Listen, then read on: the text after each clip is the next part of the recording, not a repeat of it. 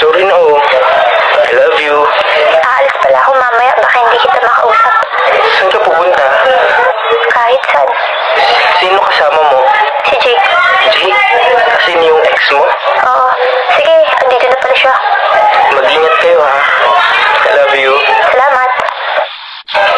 Hi love. Kumusta lakad niya ni Jake? Masaya. Buti naman love, nag-enjoy ka. Jasper, ayoko na. Ayaw mo na? Itigil na natin to. Love naman. Di ka pa nagsasawa sa setup natin? Hindi. Kaya ko pa naman eh.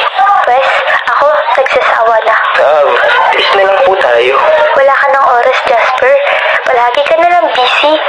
Tapos, hindi mo pa ako mapakilala sa pamilya mo o kahit kanino. Ang hirap na ang ganito tapos malayo ka pa.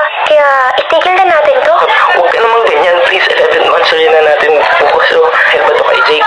Wala kinalaman si Jake dito. Ako yung may gusto at buo na yung desisyon ko, Jasper.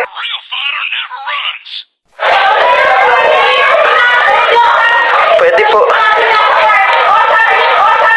Kilala niyo po ba si Jane Lopez? Ganun ba? Salamat. May papunta rito, love. Jasper? Sino? Wow, pare, idol na idol ka ng girlfriend ko. Tsaka idol din kita. Girlfriend? Oo, pare. Girlfriend ko si Jane. Ah, may boyfriend ka na pala, Jane. Oo. Teka, magkakilala kayo? Number 1 fan ko kasi si Jane. Kaya ayun, nakilala ko siya. Oo, idol. Sobrang idol ka niyan. Congrats sa inyo. Ikaw ba, idol? May girlfriend ka na? Wala pa siyang girlfriend. Meron. Talaga? Ba't di mo pakilala? Dapat maging proud ka sa girlfriend mo. Bala ko nga ipakilala siya sa anniversary sana namin kaso nakipaghiwalay siya sa akin. Pumayag ka? Dapat paglaban mo, idol. Pinaglaban ko naman.